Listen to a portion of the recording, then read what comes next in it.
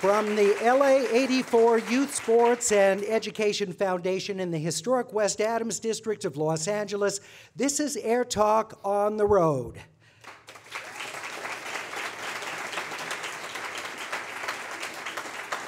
This is the first of our monthly broadcasts from all over Southern California. Throughout the year, these AirTalk on the Road programs will celebrate our show's 30th anniversary on LA radio. Now, I hope you'll have a chance to come out at least once this year to a location convenient to you. I'll tell you about our February stop a little bit later.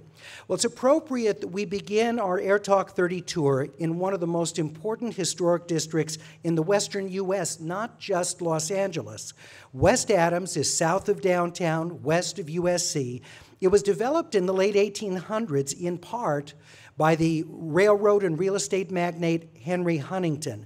West Adams was where the city's wealthiest residents lived, and the surviving mansions that you see in this community really prove that. Early in the 20th century, the district's first residents started moving west. After racial housing restrictions were struck down by the courts, well-to-do African Americans bought homes here. They included Oscar-winning actress Hattie McDaniel from Gone with the Wind, but there were many, many others. Before View Park, Ladera Heights, and Windsor Hills became the most prominent, affluent black communities in LA, it was here in West Adams. Today, the district is about a third African American, but majority Latino. Many of its historic homes have been restored by owners drawn to West Adams' convenient location and its great history. Well, today, we're not looking at history as much as the future. In this time when law enforcement is drawing heavy scrutiny and criticism over police shootings, what do Southern Californians think about their own departments and those departments' residents with relations?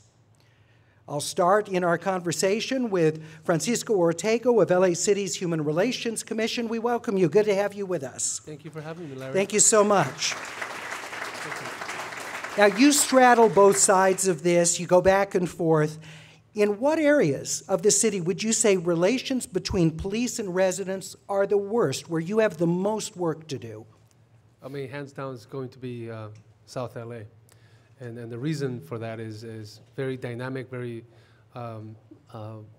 multi-pronged response to that. But it's because I think the other intrinsic issues in South LA, the poverty, the lack of education, the resource depletion in South LA leads to a lot of this confrontation that we see between law enforcement and community members.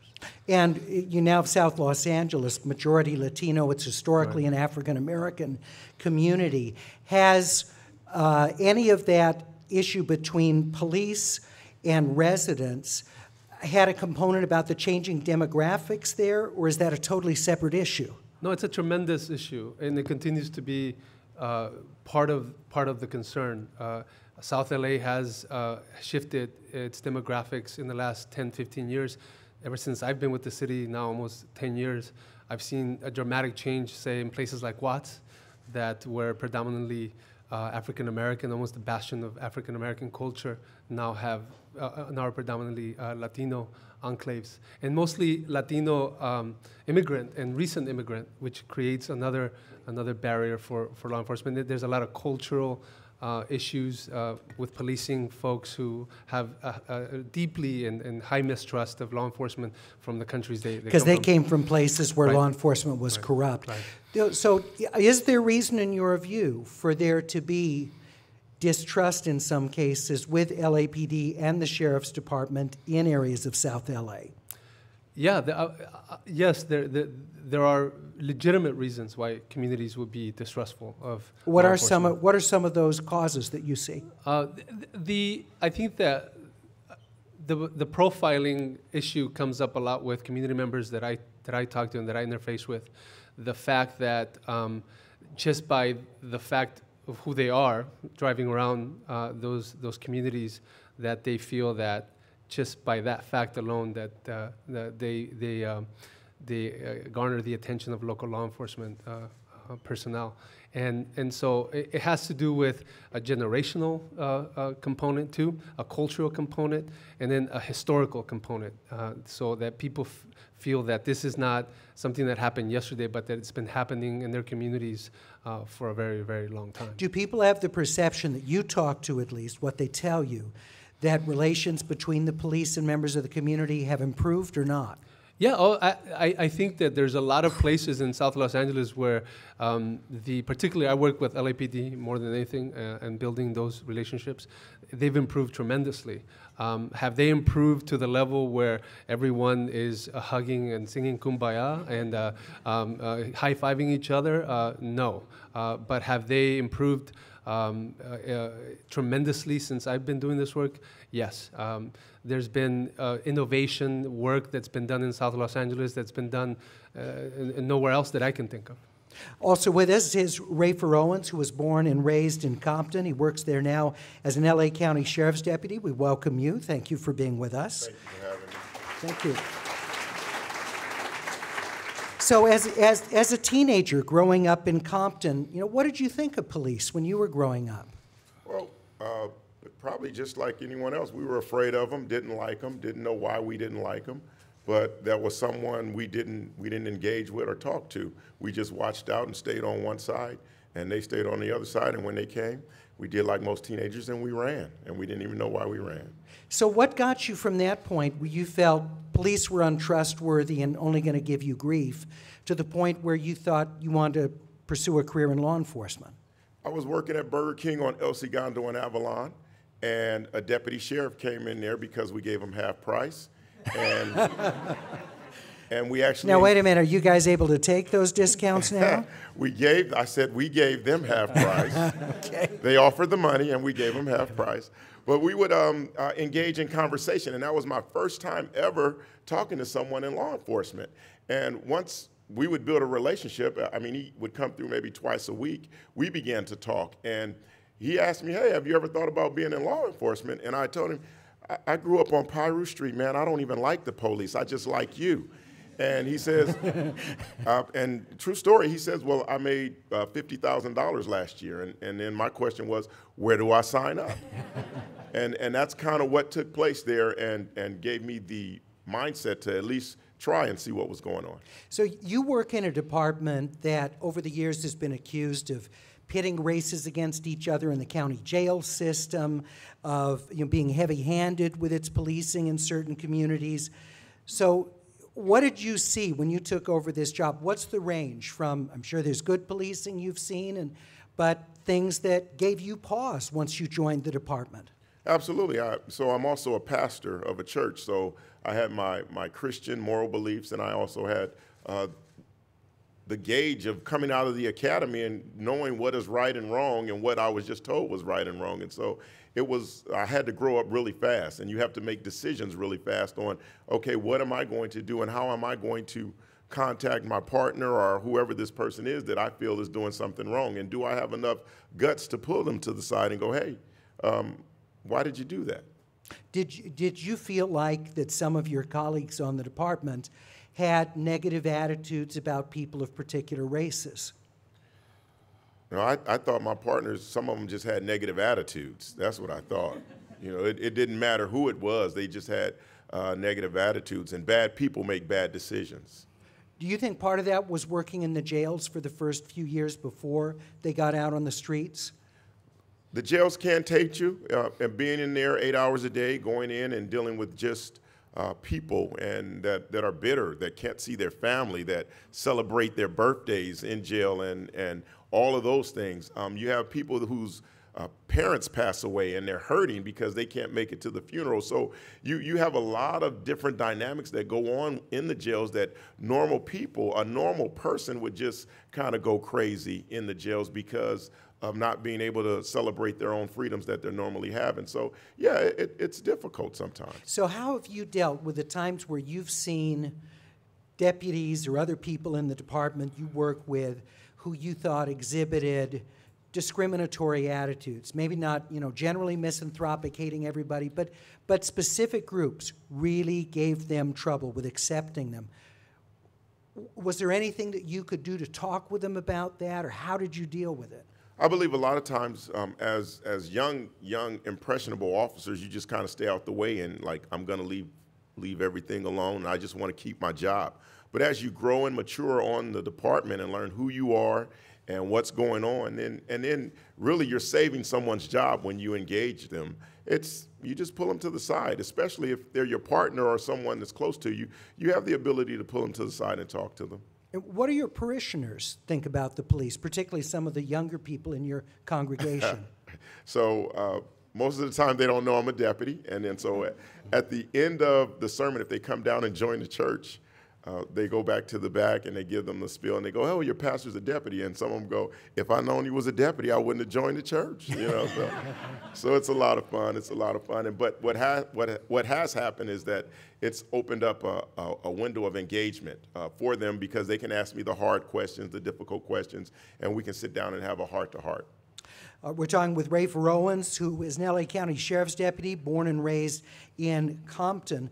Also joining us, Jonathan Henderson, who's pursuing a master's in sociology at Cal State Dominguez Hills. He grew up in and lives in Long Beach. He's also lived in San Bernardino and other places. Thank you very much for being with us, sir. Thank you.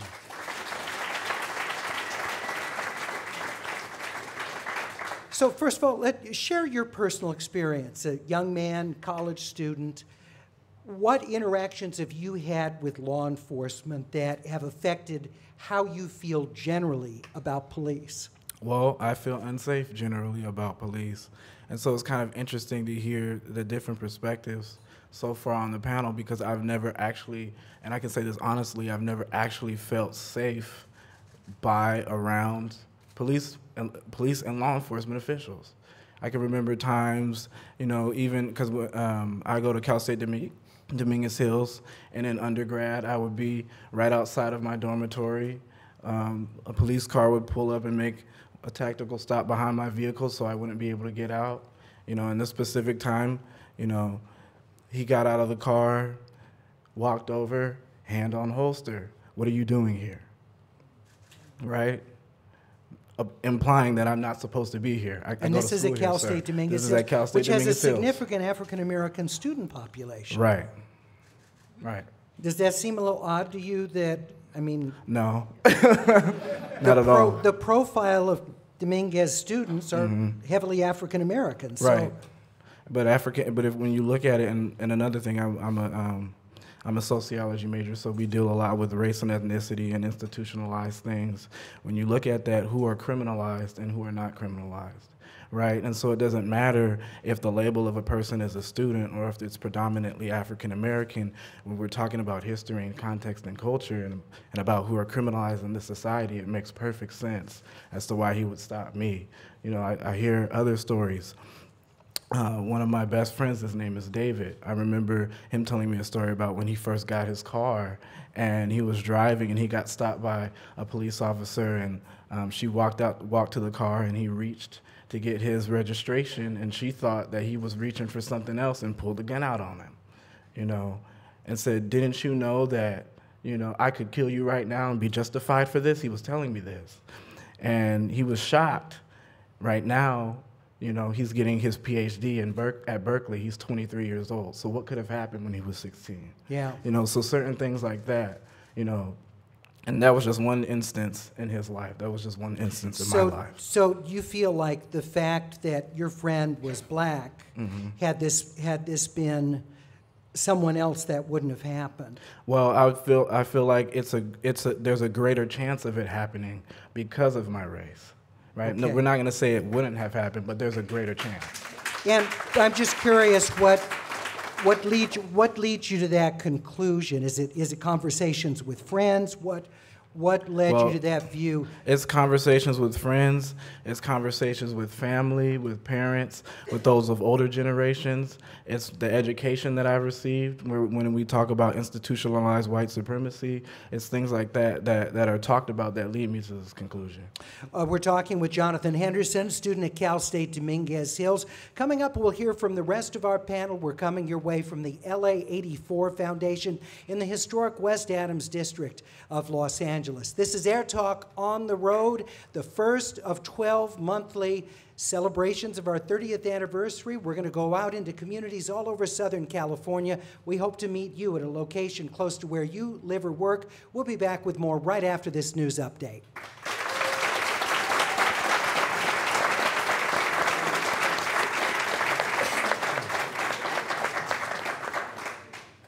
What was our total time on that? They turn. Okay, so that's so 2 minutes over, so I will do 15:30 on the next one.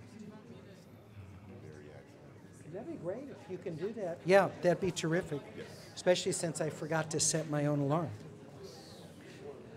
Okay, anybody have a question that you want to ask that you really think is going to have resonance for other people here, that you want to ask one or more than one person on the panel? Again, I ask you just sort of avoid statements or personal anecdotes, but that are questions you'd really like answers for. Raise your hand. We'll get you a blank index card. Please put your first name on it, where you're from, what part of town or what city that you're from, just so we have a sense of who all is here. And again, we can't guarantee that we're going to get all of them in, but we'll go through and see the ones that we really think are going to have the greatest connection with members of our audience.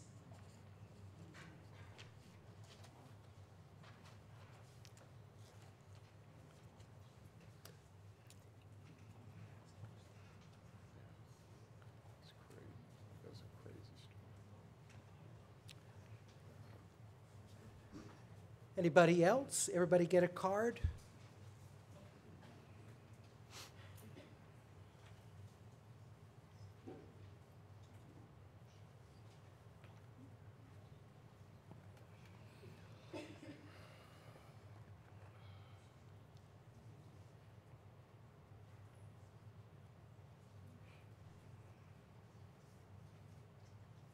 All set, Dave? Okay.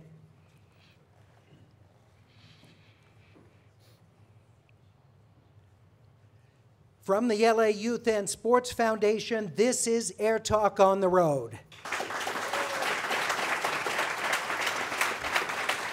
I'm Larry Mantle. Great to have you with us for this special conversation on AirTalk, in which we kick off a monthly series of programs throughout communities here in Southern California.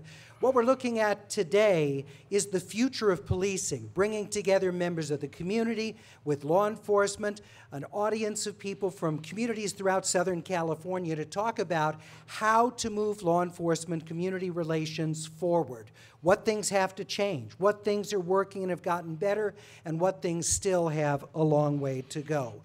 Next guest with me is Robert Luna. He is the Chief of Police in Long Beach. Chief Luna, good to have you with us. Appreciate it very much. Thank you for having me. So we've just heard from Jonathan Henderson getting his master's at Cal State Dominguez Hills, and he's talking about experiences where law enforcement rolls up on him for no reason whatsoever, asking if he belongs where he is. Friends who've had guns drawn on them without a threat to law enforcement. What's your response? Because, of course, this isn't alone. Many people have stories just like this. They do, and I'm very sensitive to it. And just a couple of seconds, as Rayford was talking about his background, I was born and raised in East Los Angeles, and I had very negative experiences growing up with the Sheriff's Department. It was LA County territory. And I wanted to be a police officer from a very young age. And every time I approached the police, they were very unapproachable. And it wasn't until I was an adult where I was able to come in contact with a police officer who finally sort of put me on the right track, who happened to be an African-American sergeant who was working for the Long Beach Police Department at the time. So you'll see from a lot of our responses and our backgrounds, it's not like we're strangers to a lot of the activity that's being described. Now, I've been with the police department for 29 years, the Long Beach Police Department, and I obviously am very proud of our profession. I think we do an extraordinary job under the circumstances that we're under. But anytime I hear stories like this, I want to hear more about it. And I ask for specific dates and times of when they occurred, because although I would like to sit up here and tell you that 100% of our contacts always go as they should, they don't. 99.5% of our contacts go great. They really do.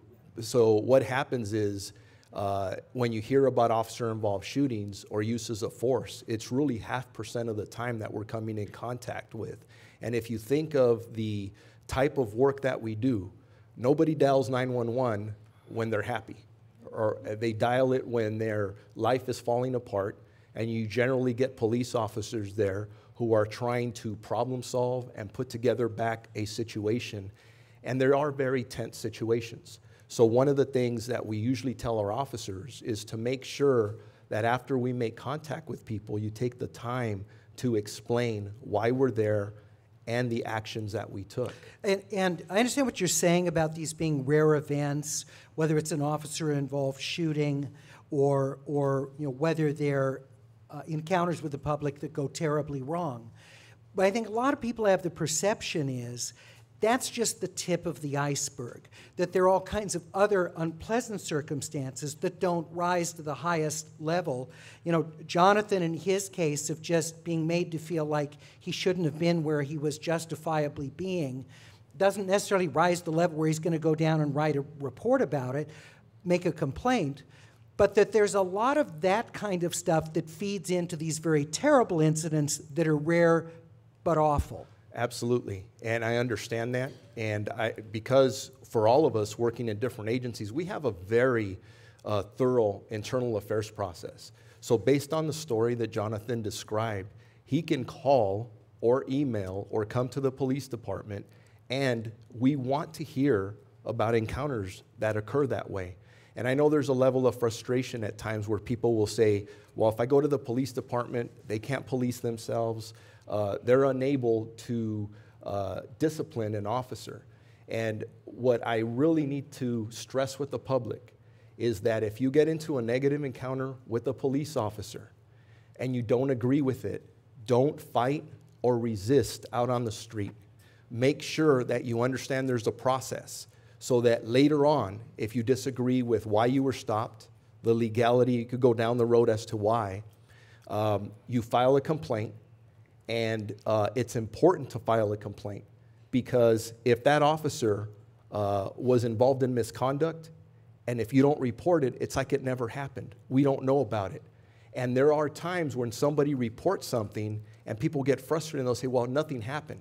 Well, in a lot of instances, no matter what kind of profession you work in, you get one-on-one situations. And somebody could claim that somebody did something and it may not be true. But what's critical here is that if an officer continues to get complaints that they're mistreating people, that they're pulling their guns on people for no legal justification, we start seeing a pattern. And then for us in police management, we can start addressing these issues systematically. So, well, let me go back to you, Jonathan. Do you have trust that if you were to file a complaint about this or other incidents, do you think that there really would be follow-through and action by local police? I think that's not necessarily. The first thing that came to my mind was no. You don't trust that they would honestly look at this? Because to me, it doesn't necessarily kind of make sense to me that a cop did this to me, so I'm going to go to the cops to tell on the cops. Well, but you know, and then hold on just a moment.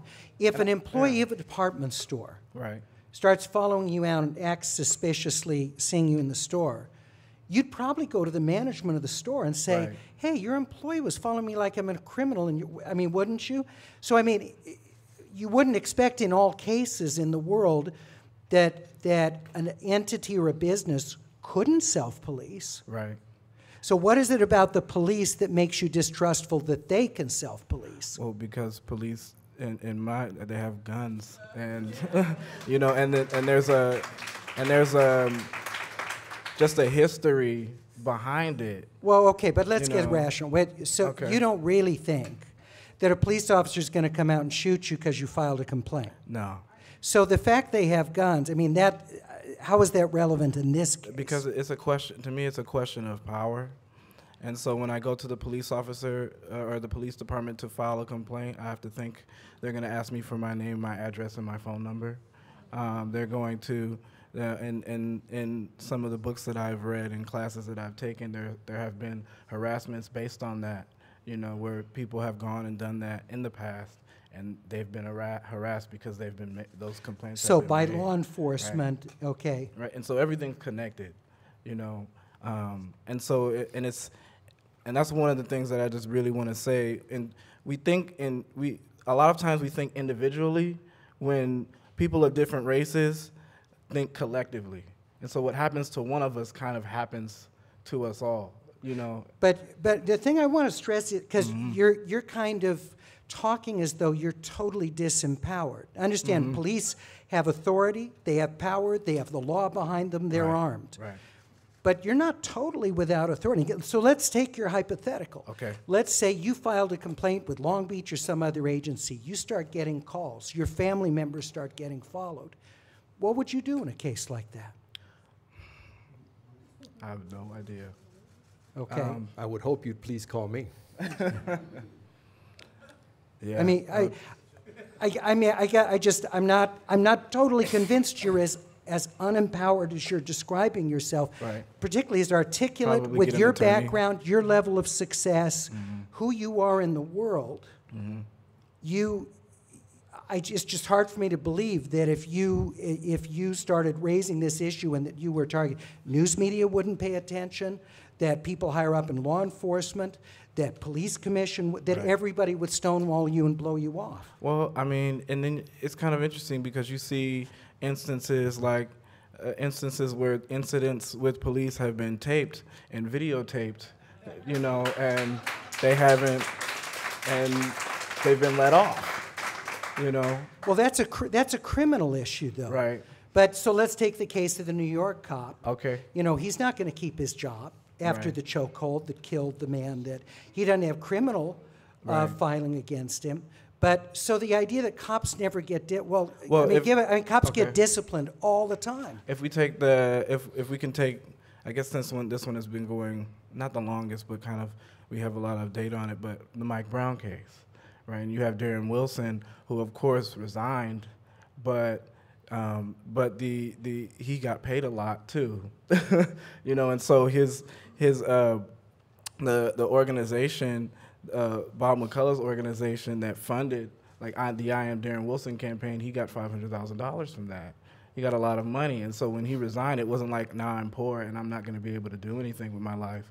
You know, I have a nice bank account. But that's to sit on.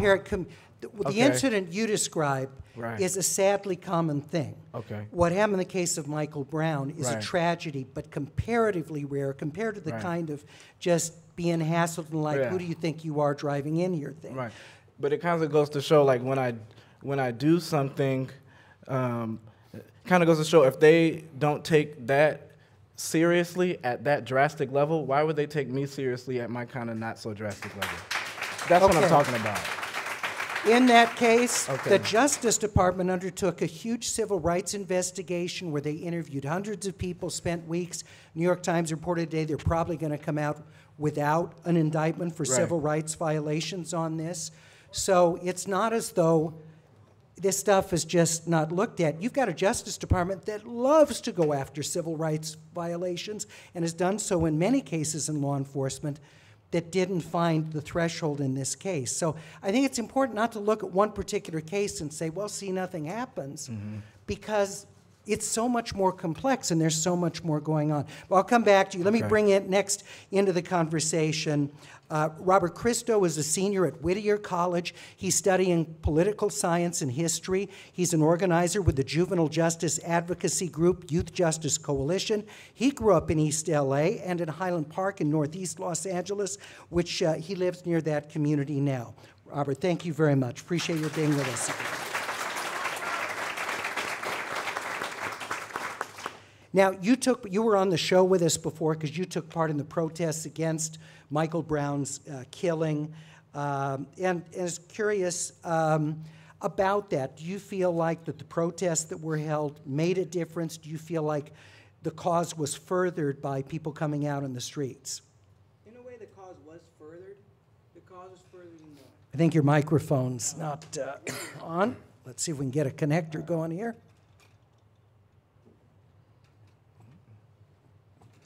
Let's try that again. No? Okay.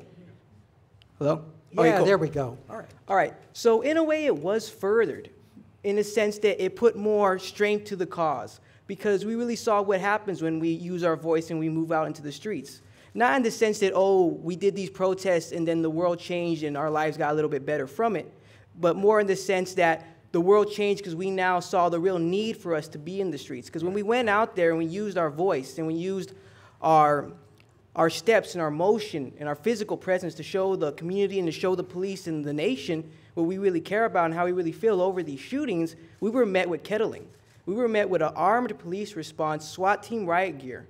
We had people, innocent protesters who weren't violent, weren't breaking anything, but were all of a sudden surrounded by police officers on all four sides. And then if that wasn't traumatic enough, the skirmish lines, which is what they're called, would open up and a team of SWAT team members would run in and grab a random person.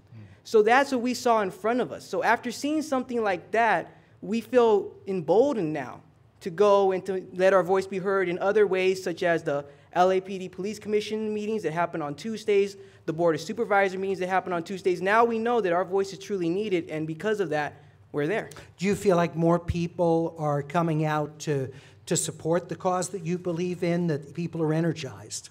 Definitely. People look and see what we're doing, and they want to join us. An example of this is the occupation that we participated with Black Lives Matter Los Angeles at the LAPD HQ. People would see us out there using our voice, displaying our voice through chalk on the steps of the sidewalk, and they would join in. They would come and they would want to write something in chalk. They would come and they would want to join in our circle. And from that, they will see that they have a voice too, and the things that affected us also affect them. And instead of it being a me and them, it becomes an us. If you were in charge of LAPD and you could make changes to policy, I know you're not ready to join. Alternate you was ready to run the LAPD. What changes would you make? What do you think is significantly lacking in how the department conducts itself? Well, see, it's very difficult to say how would you change an organization. It's been the way it was for years and decades even. If you think about it, you had Rodney King about 30 years ago.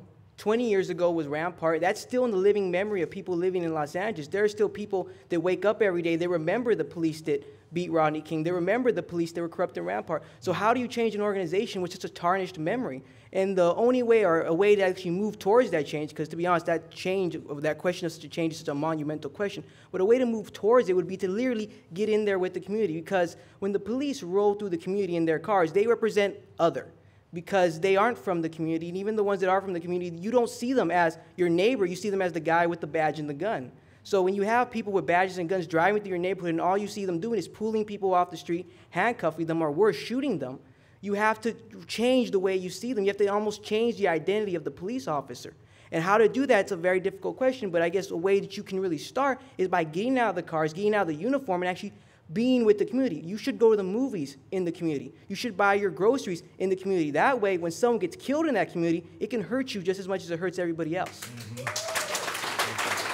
Of course, the problem for that, you wouldn't have enough officers to run the LAPD. So we'll come back, though. We'll pick up that point. It's AirTalk 30th anniversary, the first of our on-the-road broadcasts. We come your way from the LA 84 Youth and Sports Foundation. We'll continue with more conversation with our panel right after this news update.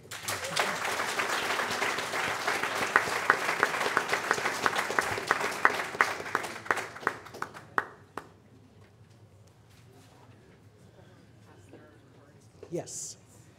So we're going to collect the cards. If you have a question that you'd like to ask, I see someone over here. Just hold it in the air, please. And we'll grab your card, and then that'll give our producers the next few minutes.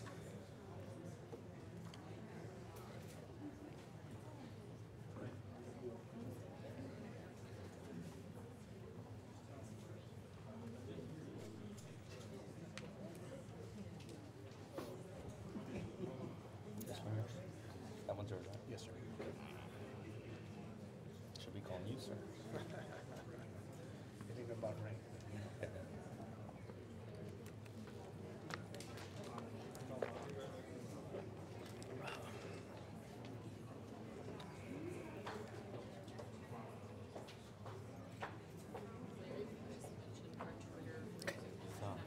Is your sergeant taking photos? Oh, okay. If you want to tweet anything about the program tonight, feel free to do so. The hashtag is AT30 for AirTalk 30. AT30 is the hashtag if you want to tweet about tonight. It's good. It's a good conversation. I'm glad that that sets the tone here. It's gonna be it's an ongoing thing. I'm afraid I'm going to break this chair. You will break it, LeBron.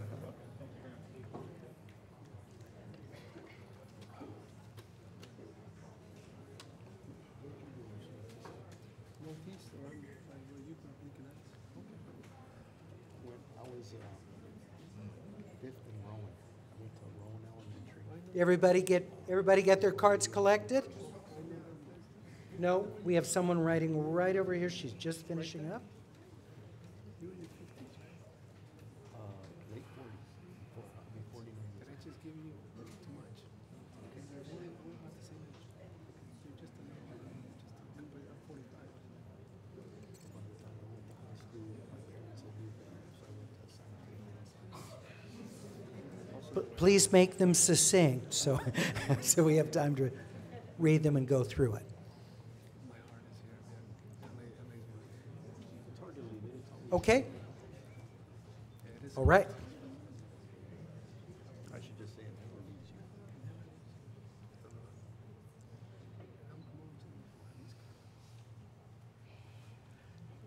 From the LA 84 Youth and Sports Foundation, it's AirTalk on the Road, the AirTalk 30th anniversary, first of 12-month visits out in the community.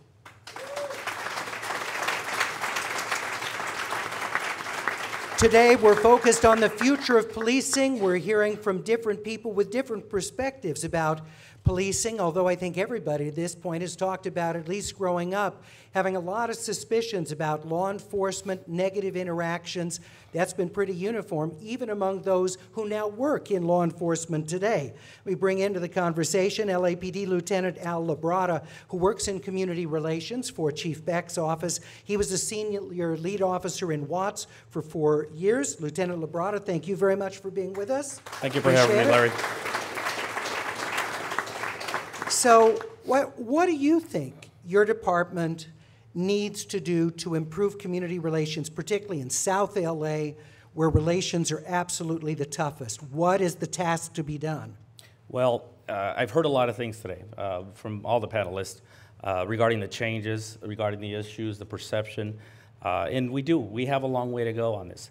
But I think bringing up incidents such as a Rampart, such as the Rodney King incident, most recently the local incidents that have occurred here and also nationwide, we do have a lot of work to do. But I think we've made a lot of progress too. And I think one of the things that's helped us in the department historically, when I came on 22 years ago, our department didn't have a good ear listening to the community. We always kind of, this is how the department does it, and we continue to do it the same way. But a lot of incidents, unfortunately, have caused us to look at the way we operate. Obviously, we had the consent decree for 10 years, so that formulated a plan for us to have to change. But a lot of that change has really allowed us to make changes for the better. And we've continued to make those changes. So going back to the question, what needs to happen is we need to look at each individual incident as it is.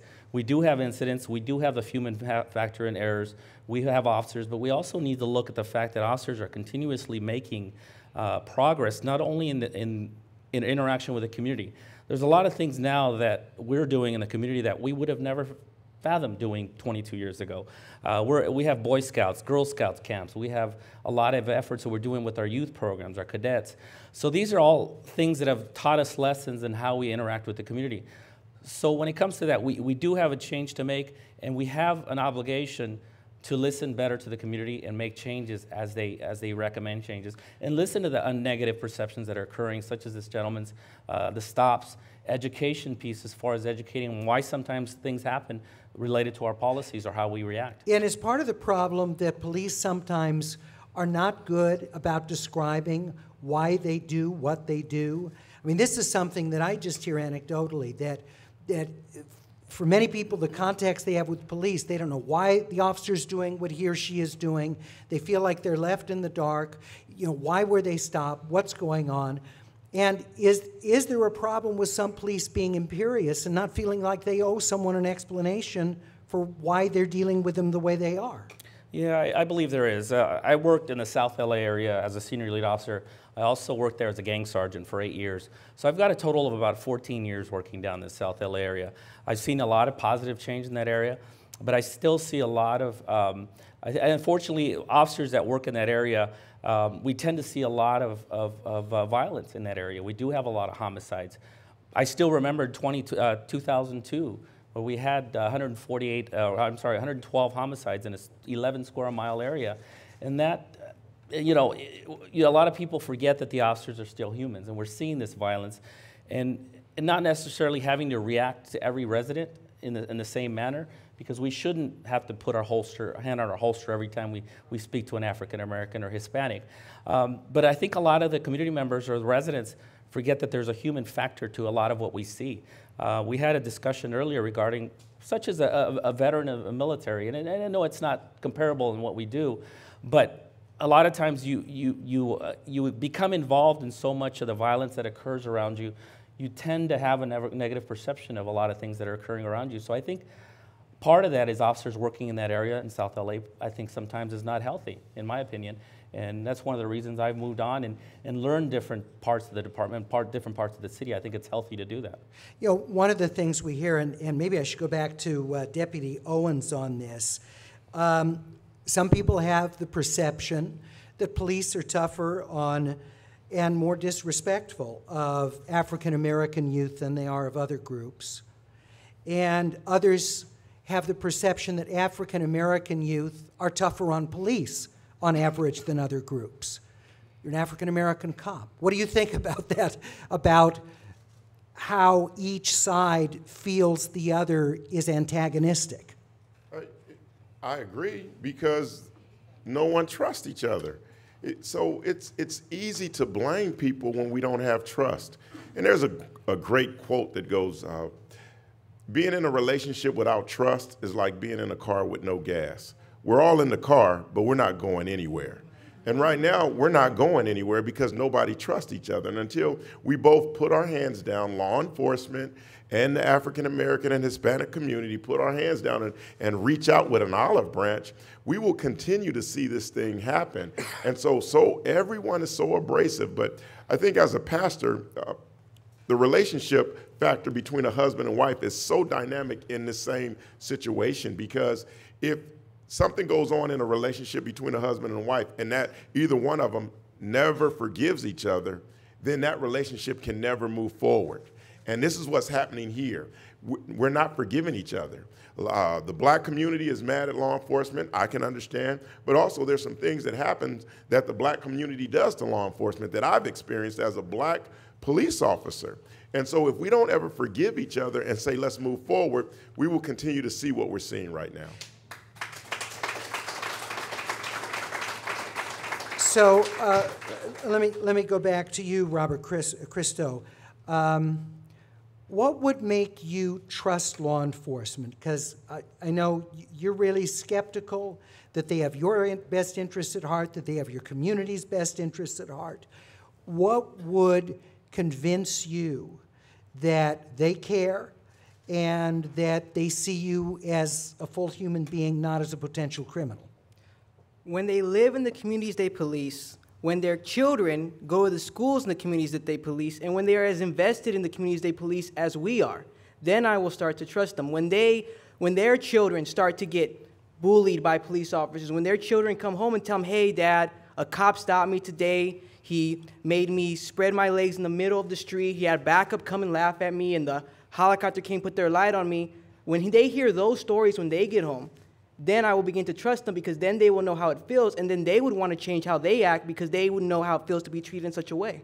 So have you encouraged then people in your community to go into law enforcement, to be those people that live in the community, that are in law enforcement, that have the roots and the experience there? I'm very mistrustful of that, to be honest with you. Because so, well, let me just interrupt. So you're asking people who've grown up and lived other places to move into your community without encouraging people in your community to go into law enforcement to bring their life experience, which would actually have a lot more to offer than someone who, you know, grew up in Woodland Hills and moves to Highland Park. Okay. Let me do one at a time. So, first on why I'm a little bit distrustful of people from the community coming to becoming police officers, because that has happened. We have had people from the community come become police officers, but the numbers haven't changed.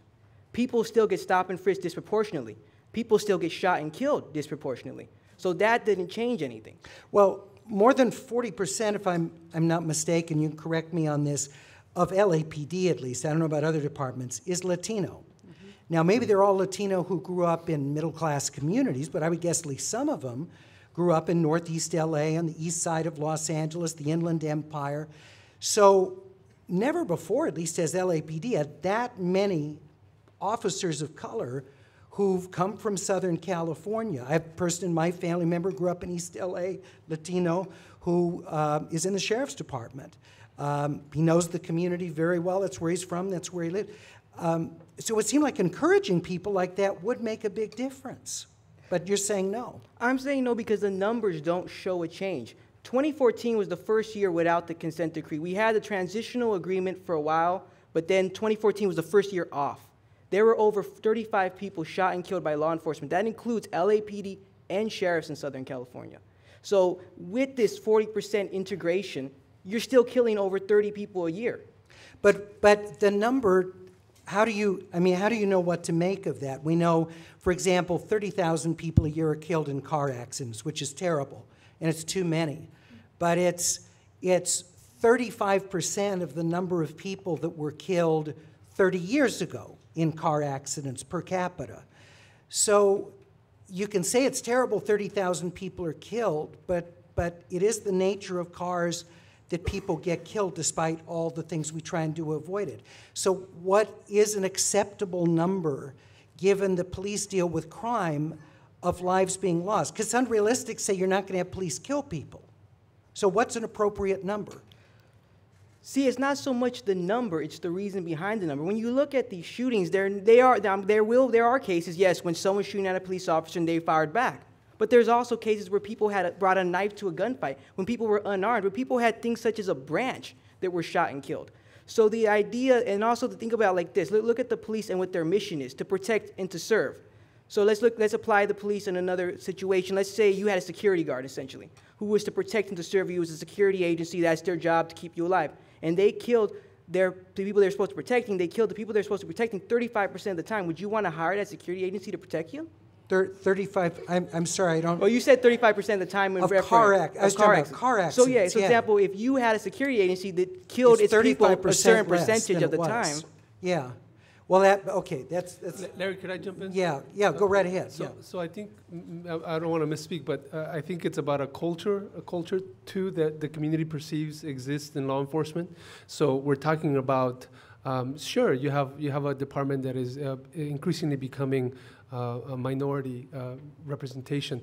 What I hear from the street level from folks is that, yeah, you can have that, and I know Robert was talking about having people live in the community, officers, but you said it was unrealistic and that wouldn't happen. The truth is that people feel that once you're in the department or any agency, that you get sucked into a culture of brotherhood within that culture, that it sort of dominates sort of your worldview. So it doesn't matter that you come from where I grew up in Lincoln Heights, that when you join the department, you become blue or whatever the uniform you're wearing. In Florida, they wear white, which I don't get that. But that you are now part of this subculture, right, in essence. And so we're talking about two distinct ideas. One about power and perceived power of having a handgun and having authority over people. you know, I hear from people in the Northeast, from Watts, Latino residents who say sometimes Latino officers that patrol our communities are harsher on us than the Caucasian officer who comes and rolls in. Sometimes the black officer is so much harsher on me, and in part because they know the dynamics in our communities. And so they know that in our communities there's these power struggles that are taking place in our communities. And I think that we can't take away also the fear and trepidation that a lot of police officers have when they make those contacts. So there's these two competing elements. One where you have, as Al Labrada just said, you see so much as a police officer, especially in places like South LA, and then you respond to calls. You're already at a heightened level. Well, so let's get to the cultural issue. Right. Because any group of people that are in, you know, high-risk work Sure. and in this kind of hothouse environment are going to be prone to the kind of cultural problems that you're talking, us versus them. Sure. Dehumanizing the other. We're the good guys, we're the right guys, because we're the ones that are in danger. How do you break that cultural hold to humanize the person who's not part of your group? You have to do hard work on both ends. And it's not just about training officers at the academy. It is about building capacity within communities to understand procedural stuff in law enforcement, understanding the culture of law enforcement, and having a role for civilians within law enforcement. If there is no civilian role within law enforcement, I fear that the culture will continue to perpetuate. But also, they have to have community accountability for the behavior that happens in communities where there's high levels of crime. And part of that is asking the hard questions in those communities as well, so that it has to be, I know I hear this a lot, well, they have guns and they have badges and we have nothing. And I heard a young man right now say the same thing. But I think that we have to go beyond that. We talk about trust. Trust comes when we're deep in it, where this kind of, it's not just dialogue, it's actually action behind that. So, Lieutenant Labrada, what do you think changes this? What do you think if police have, at some level, a self-protective distrust, which might be self-protective for them but isn't good in the community they serve, and there's some members of the community who have distrust that might be self-protective for them but isn't good overall for building longer-term goodwill in the community, how do you break the impasse? Well, I agree with what Francisco just said. It has to be two ways. Well, first of all, the officers, the education piece of how well we're supposed to treat the community as part of our service. But more importantly, if the community feels a perception of mistrust or being mistreated, there has to be action on their part too. There has to be an understanding as to why did the officers do what they do. They have to speak up. If somebody, as this gentleman felt by the officers at Cal State Dominguez Hills, disrespected, there has to be action on their part to go in there and say, I didn't like the way you treated me. And I know there's a mistrust of not believing the officers are going to correct their actions or further better their behavior, but there has to be action. And we see that a lot going on in the Watts area, for example. In the housing development, action has been taken on by a lot of the community members to make those officers accountable. Chief Luna, I want to close with you, Long Beach Chief. How do you do this briefly in Long Beach? What are the ways you try and build trust, particularly in North Long Beach, high crime part of the city where there's been police distrust historically? Visibility, accessibility, responsiveness, and transparency. You're out there often, you're building relationships proactively, not when things go wrong, but every day. When I go out and we're talking to any community group, they're not only seeing me when things go wrong, so you are putting credits in that trust bank. And policing is a partnership. You have to look at it that way. For me, for us, it's not an us versus them. That actually irritates me when I hear that, because we cannot be successful without the community and vice versa. We need each other in order to create the community that we all want to live in.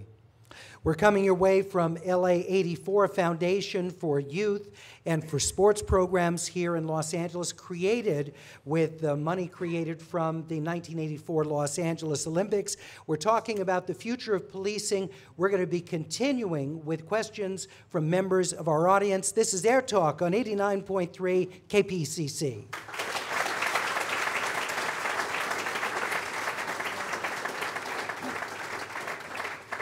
Well, thank you. And if you just bear with us now, we are going to ask you to line up. Where is our? Oh no, we have handheld mics. Okay, great. Okay. So glad we got some really strong questions here. I thank you for taking part in this. Frankie in Mid-City, Los Angeles. Would you hold up your hand, please, Frankie? Right over here. If you could bring Frankie a microphone. And just ask you to, he won't hurt you with it, I promise. You just ask your question, if you will, just, you know, staying with what you wrote. My question is, when you hear Civilian Oversight Commission, what do you envision? That's a really good question, because they don't come in all one format. Different shapes and sizes. Civilian oversight can mean the ability to subpoena personnel records, to look at officers' long-term contact and questionable dealings with the public. How much authority do you give over the operation? And of course, it's going to be different when you have a sheriff who's publicly elected versus the chief of a department who has to answer to a police commission or to a city manager, for example. Who wants to take that on? What do you think is the best form of civilian police commission? Who wants to answer that? Chief Luna? Well, from Long Beach, we have a citizen police complaint commission. And for me as a police chief, I work for a city manager. He's a civilian. The city council hires him. So if they're not happy with what he's doing, they can hire and fire him, just as he can hire and fire me. And that's where, when we talk about accountability, it is very important for anybody sitting in this audience or listening to us that when things go wrong, you have to raise your hand. Don't think that nothing's going to happen. We can't fall into that black hole. You need to let us know when things are happening. We need to identify problems or problem officers or problem situations so we can properly deal with them. Can I jump in real quick? Yes, of course, yeah. Sort of play devil's advocate a little bit here. Francisco Ortega, City Human Rights Commission. Human Relations, Larry. Relations, pardon. The civilian oversight is set up so that any complaints or any policy is set by the civilian body. The problem that I hear from the ground and from community members is that those are political appointments, and those are sort of often sort of ceremonial roles for people who are sort of in powerful positions at the city level. And who may well have had no negative dealings with law enforcement in their lives. And so what we hear from the community's perspective is that, well, yeah, we have a civilian oversight board, but that board is politically appointed, and that board is really sort of beholden to that appointment. And so, we see both sides. We also see some people who've been appointed to those boards that are very vocal about police misconduct, and they want to do something about it. But I think what I hear also is that people want to have a community voice at the regional level. What would that look like? I'm talking about sort of task forces or collaboratives that really do have, that are appointed at the local command level, so that they could sort of then, sort of like in a way thinking and envisioning sort of like what the community councils have, sort of the LA City neighborhood councils have. Well, and do they have input on local laws? For example, West Adams here, could the neighborhood council come in and say, hey, they we can't don't set like policy, Larry, and this is part of the, they can't set policy. They can recommend and can say, well, we recommend that this happen, but ultimately that job is left to the police commission to deal with. So you have oversight. You do have oversight for the LAPD. But I think for the community's perspective, that oversight often is, sort of tainted to them, especially if you're at the community level. Jonathan Henderson, Neighborhood. let me ask you, student Cal State Dominguez Hills. Do you have any idea about this, an idea what you think would be the best form of oversight for law enforcement? Of oversight for law enforcement. Just kind of, in my opinion, just a situation where the community has just as much power as law enforcement. You know, I would have to think about it. That would be my honest answer. But some sort of a vehicle that would... vehicle that would level the playing field. We talk about a relationship. Well, a relationship, denotes that both sides are equal. And I think a lot of what we feel in the community and what I feel personally is that it's not an equal relationship. I'm like and I'm sorry, this is gonna be like kind of graphic, but I'm the wife that gets beaten, you know. And when I try to go to the court to say my husband is beating me, they're asking me, well, what were you wearing?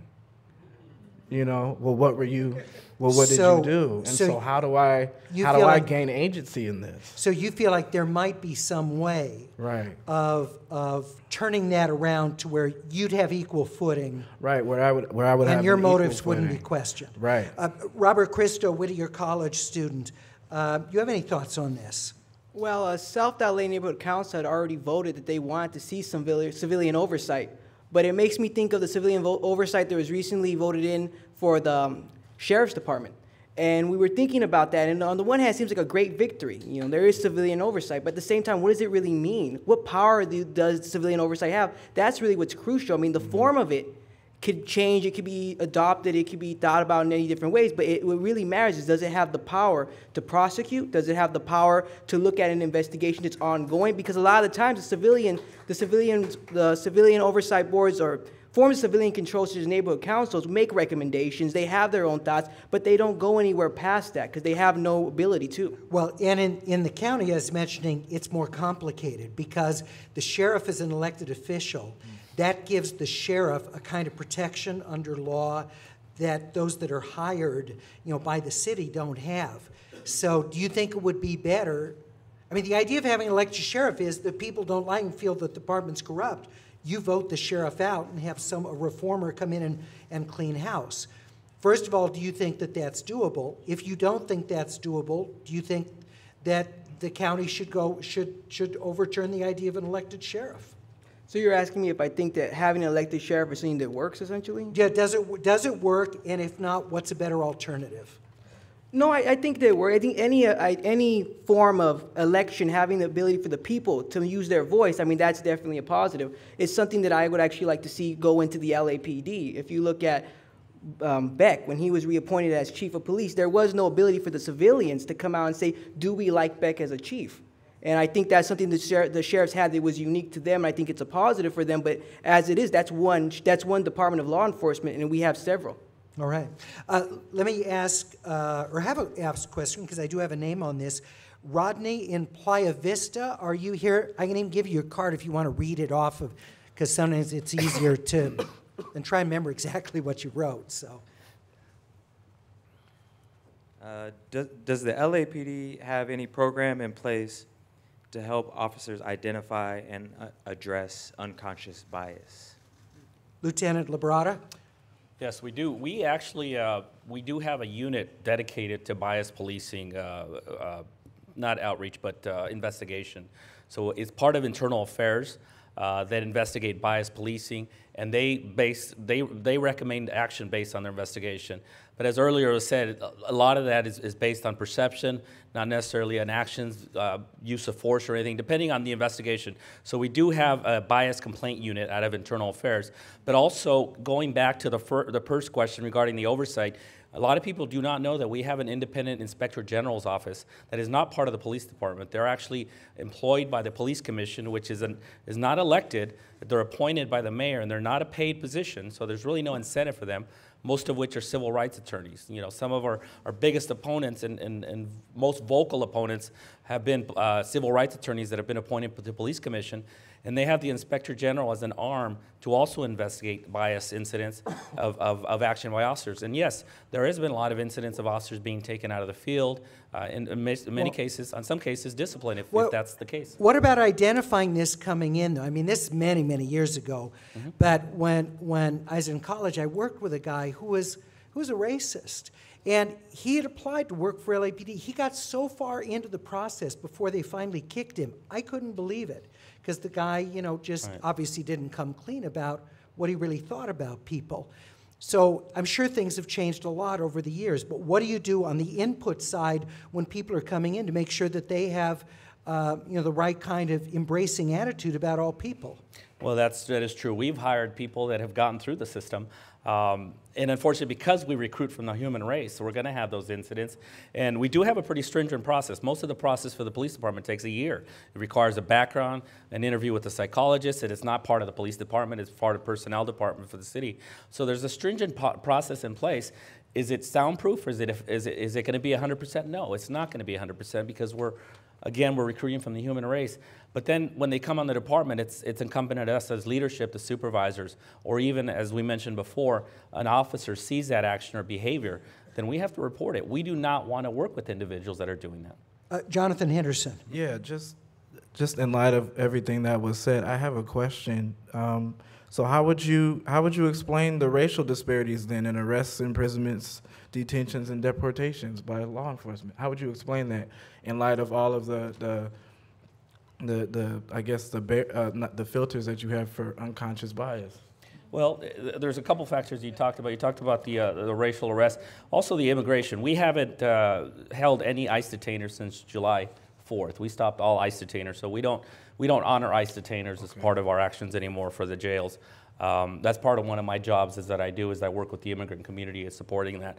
The other part of that, I couldn't give you in response to statistics or anything related to that, but of course it goes through our criminal justice process, and it goes through the district attorneys, those arrests. So they would have to be evaluated by the DAs and evaluated if they're false arrests, and we would take action. Well, and realistically, there are going to be disparities. It's not going to be, because, for example, the homicide rate is 8 times per capita among African Americans than Anglos. So I mean, that's a quantifiable number of people that are killed. So police are going to have much more contact with African American and Latinos, because the murder rate of African American and Latinos is far higher. So that doesn't necessarily explain all of the discrepancy. I'm not making that argument, but I'm saying there is a discrepancy when it comes to violent crime. And I'm kind of asking, well, why is that? Like, I honestly really want to. Well, that's a bigger question than real. we can answer so, here. People of color are stopped more than whites. That's something that we know. They're arrested more, they're in prison per capita, more. It's that's disproportionate. Yeah, per capita, that's right? true. And so, maybe if it was said in a different or answered in a different way, I want to know. If there's all of these filters for unconscious bias, then why is it still happening? Well, I guess what I say is the problem is we don't know how big the problem of unconscious bias is. Okay. It undoubtedly is a problem, but the statistics that we have from law enforcement are so bad. I'm citing just murders, because that we know there's a body, we know that this tragic thing has happened. But to try and really get a handle on the level of unconscious bias, on the level of illegitimate stops, on the level of harassment, is very, very difficult. It doesn't mean you don't have a moral obligation to try and stop it, but maybe some of the rest you want to weigh in on. It seems to me a huge challenge to get your arms around racism and unconscious bias within law enforcement. It goes back to individual activity. For us, at least in Long Beach, and I could probably speak for LAPD and sheriffs, you don't focus on race, you focus on activity. So for example, to answer your question, I don't have the stats in front of me, so I can't comment on stats that I didn't research. But if you look at the way a department deploys its resources, we look at calls for service data for an entire year, okay? And we put it into a computer that tells us how to deploy our people. we weigh that based on violent crime because our community says the priority is to stop violent crime, homicides, robberies, and rapes. So we will deploy police officers more significantly in the areas where there's more violent crime. Because as I'm sitting in front of you, and all of you are asking very good, legitimate questions, I could be standing in front of a very angry community group who's saying, hey, police chief, what are you doing to stop the murders, shootings, and robberies in my neighborhood? You don't care about me because I'm black, I'm brown, I'm green, I'm purple, whatever. So what do I do as far as being effective in law enforcement? I have to put a stop to it. Now, my responsibility as a police executive is to make sure that when we police to be effective, that we're also policing to be constitutional. We need to be fair and unbiased, but in a lot of times when we're in some of these neighborhoods that are plagued by violent crime, usually they are minority neighborhoods, primarily Hispanic, could be African American. In Long Beach, it's Samoan mixed in there, Filipino and Cambodian. And we have all sorts of violence that occurs, unfortunately, in some of these neighborhoods. And our crime has dropped because we're being very effective. And then, obviously, we're talking about the gap in public trust, and those are issues that we have to address together. But it goes back to individual responsibility, and I'm going to challenge everybody that it's a shared responsibility. A responsibility for law enforcement. We do have a lot of authority. You have a right to ask us the tough questions because we have that level of authority. But as a community member, you have to tell us when things are going wrong. You have to tell us when you believe there's police misconduct. We have, speaking of tough questions, Todd in Hermosa Beach has two good ones. Todd, would you choose one of the two? It's up to you, whichever you'd like. You put your hand up if you're here. Todd, you right there. Sorry, you're right in the light. So just pick whichever side of the card you want to share. How does the police department discourage a siege mentality among its members? In other words, protecting their own. Who wants to take that on? I'll address this. You draw for straws. Who gets the short straw? Absolutely. Yeah. Chief Luna? From the very first day of the police academy, one of the things you learn is officer safety. And I could speak for the Long Beach Police Department. We've lost 28 police officers, people who put on this uniform, badge, went to work with all good intentions and never went home. We have many more officers who have come to work and were disabled to the point where they couldn't work anymore. So officer safety is of very paramount importance to us. So what we do is we try and strike a balance between safety, because unfortunately, when you wear this uniform, people do hate you. And that's the funniest thing, from being a 5-year-old kid to wanting to be a cop, I never understood that in a way I was a double minority.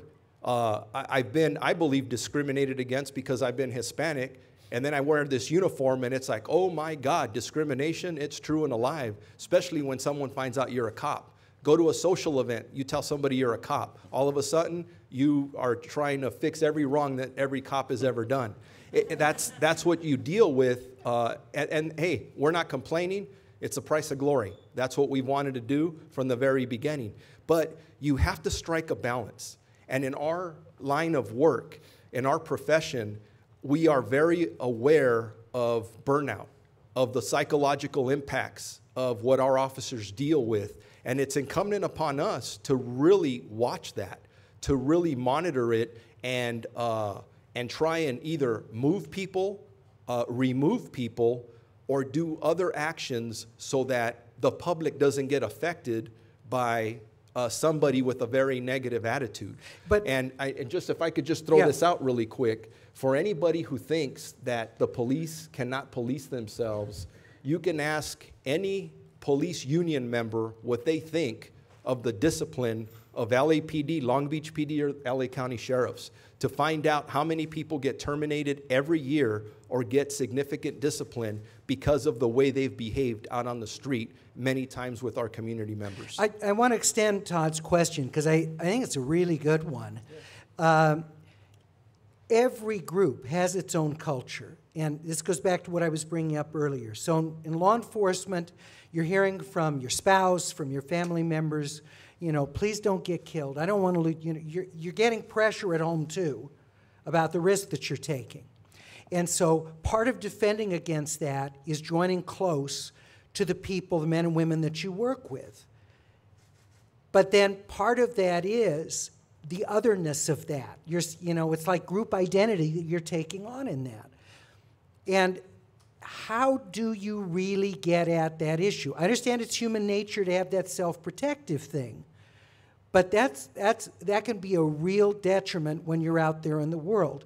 So can you have your cake and eat it too? Is it possible to do that? Larry, it's an argument that's made about street gangs in Los Angeles all the time. They protect their own. They do the same thing, and a lot of people lob that same criticism at law enforcement.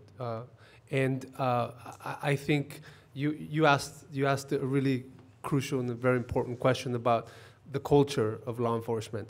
And if we were to imagine a future of law enforcement that a lot of these gentlemen here that are in law enforcement have already alluded to, that their outreach strategies are robust, that they're engaging the public in a way that they've never engaged the public before, that they've implemented strategies that are building on trust and community engagement. I say that, and I told the group earlier that if we're going to imagine 21st century policing, we have to involve civilians within those ranks. That those ranks have to have trained civilians that don't have sidearm and don't have a badge per se, but that are trained in engaging the public exclusively. Chief Luna had mentioned that there was someone in the department at Long Beach that was playing that role, but that there were safety issues. And then there were issues when the budget hit the fan. It's like me. It's like human relations guy, right? When the budget hits the fan, we're the first to go, right? Because the core service is the personnel and that core service that Larry was just talking about is that culture that the communities that most need that trust perceive it as us against them, and so. For me, the future of policing has to be that it incorporates in a good and thoughtful way civilians within the departments that play an equal role as sworn officers. And I know that some of my panelists, the panelists sitting with me here, have trepidation about that because obviously it is a different way of engaging the public, and also it undoes a lot of this sort of like, I'm in the bunker with you, man, and I will do anything for you. We're going to look after each other, and it's us against the world. Let me bring another question, because we focused a lot on what law enforcement needs to do and kind of systemic, endemic problems within law enforcement. This comes from a little different angle. It's from Denise in Crenshaw Manor, and she preferred not to ask it personally, so I'll ask it on her behalf. What are the rules that should keep citizens safe during interactions with police? Is there general agreement on how to deal with a police officer? Wants to take that, Lieutenant? You want to do that? I'm not sure I understand the question. Well, one of the things that we hear a lot, and not just in African American families, but is that kids are told, look, there is a risk when you come in contact with law enforcement. This is what you need to do to limit the chance that you're going to, end up getting beaten up or shot. I mean, what are the things members of the public need to do when they interact with the police to try and keep things from escalating or becoming dangerous? Cooperate. Well, cooperate? Go along with the program. Even if you don't agree at the time, there's a time and place to dispute that. And we've talked about it here over and over that you don't know what that officer may think, meaning that what if they just got a radio call of a robbery that just occurred, and the description may be off, but that's the best that the complaining party's calling about, and say the clothing description matches Jonathan's. Well, Jonathan's like, oh my God, I'm just walking down the street, but in the officer's mind, he may have just committed an armed robbery. So no matter what happens, any of us, if any of you get a gun pulled in your face and get drug out of your car, the first thing you're thinking is, my God, I didn't do anything. You can't think that way. Just go along with the program. Go through the motions. Do exactly what they're telling you to do. And then once it gets figured out, there is an avenue for you to complain And again, we're trying to train our officers, hey, if it's the wrong person, sit there and spend time with the individual so we tell them exactly what happened, what could have gone wrong. And even then, if you're still not satisfied that you were wronged, we need to know about it. But don't do it on the street. I can't tell you how many times an officer is pointing a gun at somebody and somebody's sitting there going, what? I didn't do anything. What are you going to do, shoot me? And it's like, uh-oh, that situation is not going to resolve itself in a positive manner. I don't care what color you are. So you've got to keep that in mind. Go along with the program. Nobody has a constitutional right to resist. Go along with the program, and then we work it out later. Don't do what I did as a young man in my 20s, changing my tire on the side of the freeway, and a CHP officer pulls up behind me, and without thinking, I start walking briskly toward him holding my tire iron. Not the smartest thing I ever did. He didn't respond too well to that.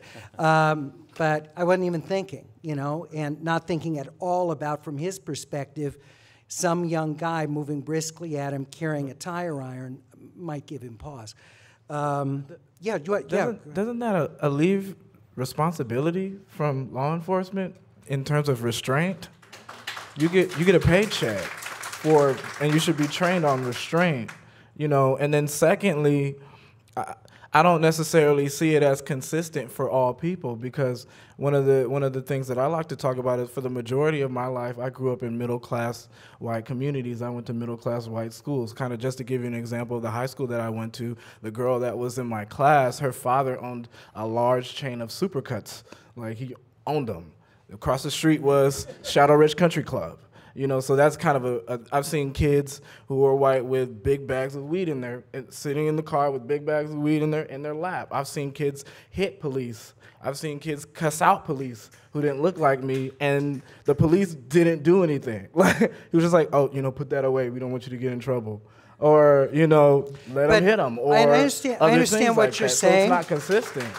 You know, I didn't do anything, and I got... I can assure you, though, white people do get beat up by cops. They do get threatened with guns. Right. So what you're saying, I'm sure, is true. But we can't place these conversations in terms of individual events. They all happen in a continuum. And so there's a continuum when it comes to people of color getting stopped by police. There's not really a continuum for white getting stopped by police and harassed. If you say the public has no responsibility to empathize with the officer, that it all lies with the officer, do you really think that that's workable? And I'm not saying that the public doesn't have a responsibility to empathize with the officer. I'm saying that the officer should also have a responsibility to empathize with the public. And I don't think you're saying that that's not the. I think the question, though, from the audience member was sort of, because we were talking about the responsibility on the cops, understandably so. Is there also a responsibility from the public not to let officers off the hook, that if someone doesn't have their hands on the steering wheel, staring straight ahead, that they're fair game to shoot? Right. And I'm not saying that. It was based upon the chief's response to just go along with whatever he tells you to do. To me, the first thing that came to my mind was like, what? Like, you know, and to hear the stories of people who have been harassed, who have been beaten up, who have been laughed at, and you know, and who have been harassed by law enforcement, to then go along with whatever this person who you already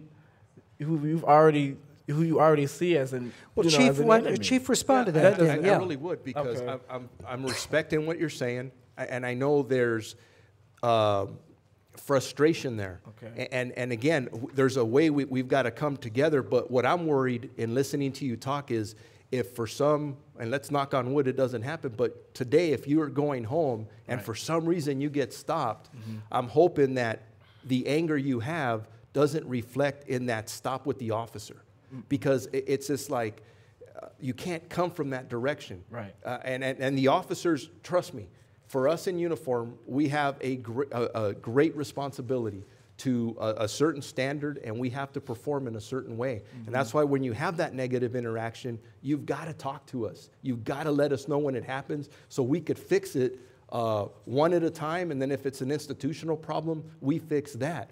But when you get stopped, don't get angry. You could get angry inside, but don't show it. Don't resist. If they tell you to get out of the car, it's like, I'm not getting out of the car because I didn't do anything. Don't do that. That's what causes a lot of the challenges that we have. And I'm not saying we're perfect. There's a lot of work to be done on both sides. But you know what, right now, I'm getting to like you a whole lot, and I don't want anything to happen to you. So I'm giving you some pointers that I don't think we talk to our young men enough about, whatever color they are. And so how about, you know, and I kind of understand what you're saying, when you kind of to understand from this perspective of law enforcement, we don't know what he went through that day, basically. So when he stops you, he might have gotten a call, like you were saying, where, Yes, sir. It was somebody who I guess maybe had done a violent act, and who they're seeing as a person, or not, as the profile of somebody who's done this violent act. Now, what if when the cop rolled up on this person, knowing that it might not be the person, he could see saying, you know what, this is also a person who might have a negative perception about police, about law enforcement. So let me not be as belligerent with him because he has a negative perception too, just like I have a perception, he has a perception. You know, Empathy on both sides. It's a shared responsibility. Empathy on both There's no sides, doubt. yeah. And Jonathan and I talked beforehand, and I asked him if he'd ever been on a ride-along with the police. He said no. We all offered him one. Do you trust him enough to go with him on a ride-along? Absolutely. Because you know what? I think sharing that responsibility, he would learn, but I'd like the officer he goes with to learn from him. It's a two-way street, and that's critical. That's important to both of us. I want to close because, I'm sorry. Go ahead, Lieutenant. I just want to add one thing. You know, I was listening to what Jonathan was saying, and there's a little bit of what he's saying is a little generalization of what officers, actions. Okay. You had some negative interactions with officers. You know, he put a hand on a holster, and then you're giving some examples. But, you know, going back to recently, we can bring up a recent incident regarding the Ferguson protest in L.A. Okay. You know, I think we as a department are pretty proud with the restraint the department showed. You know, considering what the other agencies throughout the country did with the lines. And I was there. I was out on the lines. I purposely was out there walking around trying to engage the community to ensure that we had good response. But it's frustrating to us as law enforcement to an extent when there's that generalization of us. You know, I'm on that line trying to engage the community, and they're calling me killer. They're calling me, I've never shot my weapon on this department at another human being, but yet they generalize that. So there is some sense of frustration. I see your frustration, but there is also a frustration on the police department of being generalized as something we're not, and not looking at each individual incident. You saying you're profiled? Profiled, yes. Well, when I got this, when I got the invite to go to the panel, one of the things that one of the women told me, her name was Christina, she's the head of the Multicultural Center, and she told me that, you know, remember when you go out that you're not just Jonathan, you're representing Cal State University Dominguez Hills. And so I would kind of say the same thing when we're talking about generalizations. Remember, when you go out, you're not just you're representing law enforcement, you're representing the police. And so if people have a justifiable, you know, negative interactions with police, you represent that too. Mm-hmm. You have a responsibility for that legacy, the good and the bad of that legacy. You know, I would just say that, go ahead. You're right. Right. And we all have a role to play in that. And I think you could inform the department in terms of how they're dealing with you and your community. And I think that part of what this conversation needs to go towards is how are we then engaging in a long-term sustainable way with these communities and people like you, Jonathan, so that in the future you do have that empathetic contact and not that violent Robert Christo, exchange. One of the things that I keep hearing is this ability to file complaints, this ease that, the way that the officers here are making it seem that you could just file a complaint like that, whip out your phone, call up, say, guess what happened to me? But it's not like that. I mean, think about it. When a person of color is really stopped by the police, it's an ugly feeling to be pulled out of your car. It's an ugly feeling to put your hands up against the wall and have a light shine down on you from a helicopter. And now you ask them to relive that feeling on the phone with somebody who isn't passionate about how they feel, someone who just wants to know the basic facts, your name, your number, and your address.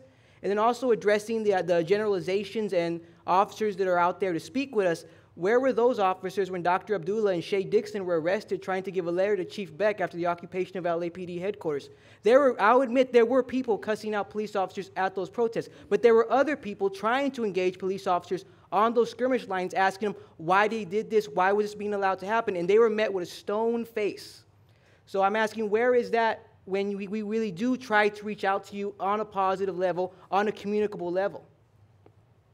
Well, Lieutenant, I'm sorry, Deputy? Well, one of the things that we keep talking about is action. But see, the problem, and we see, and I think Francisco always, and I speak about this, is the action always comes after an incident occurs, not leading up to an incident. So that dialogue should always exist with all the organizations leading up to those incidents. So that day I was there when Dr. Abdullah was arrested after the incident. I spoke to her, and that conversation should have taken place before that if we had that relationship or that dialogue in advance. And I think that's what we need to do, is not wait till another incident happens, is establish that relationship like we did today. Now we know each other. Hopefully if another incident occurs, which it probably will because of the amount of work we do, that we have that dialogue where you can get on the phone and call me and we try to resolve it before it goes to an arrest or an incident. I need to wrap soon, but Robert, I do want to come back because I think you really raised an important question about the whole complaint process. So what do you think would make it, less onerous, that something bad happens in a contact with law enforcement, that you feel like you could make the complaint, it wouldn't be so terrible as reliving what you went through, and that it would be taken seriously? What kind of process would work? To be honest, it has to be a process that involves civilian workers. It has to be a process, it has to be a different channel than just straight going to cops and saying, hey, look what your fellow cop did to me. And it also has to really yield results. It has to yield results, visible results. So if you call somebody up, call up and make a complaint saying, okay, a gang unit officer got me and my friends, pulled us out, searched all our stuff and made us feel horrible, you want to see something happen to those gang unit officers. You don't want to see them the next day laughing at you saying, hey, I heard what you guys just did. So would that look like that there would be some civilian representative, an advocate, who you would go to? That person would then they'd interview you, take your concern, and then they would be the ones to investigate it and take action? Is that the kind of thing you're talking about? Well, I believe anything with civilians will definitely make it a lot more comfortable to actually go forward and say what happened to you. But where it really relies on is the action that comes after it. You can make a complaint, but if something changes from your complaint, then you will know that your voice actually has power. Because in the community, we don't see that. We go to forums where we speak to cops. We go to places where we can let our voices be heard, such as the commission hearings and things of that sort, and we don't see a visible change. We just see a solid face, and maybe the question that we had was deflected in some way or some form. But at the end of the day, we go home, and it's the same home we left when we went to that commission. Deputy, you wanted to say something. I'm sorry. Go. I just wanted to address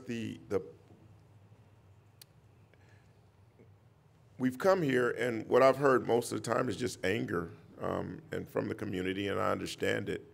But we haven't walked away with anything, and I want to walk away with something. I want to walk away with... Give us something. Preach it. So don't ask me to preach now. That's what I do. But I want to make sure that we understand that we have to come together. It is not us against them. As we said on the forum and the panel, is we're together. The law enforcement comes from the community, and we have to learn how to work together. And rehashing everything, all of those things are embarrassment. Every time someone brings up Rodney King and all those other things, it is an embarrassment for law enforcement, for people that want to do good. And as I said, 90% of us just want to do a great job. But if you're already ready to fight me when I walk up on you, as a human being, you got to realize that there's another way. When people come up and I'm just walking up, hey, how you doing today? What you stop me for? I'm human too. I'm human too. So what we have to understand is that we all got to come together in some kind of way, and that's in equity. And people want to feel equal. Well, in relationship, we are equal, but we got to define that. And where do we do that? There has to be points of impact, points of engagement. where we engage each other at the Starbucks, where the captain of the station is at the Starbucks talking to the community, or the community invites the sheriff department or the police department over for lemonade. Put it in a bottle, because we won't drink it in a cup, all righty? But what I'm saying is because we have trust issues as well, right? So, but what we have to begin to do is reach out and say, hey, come to my block.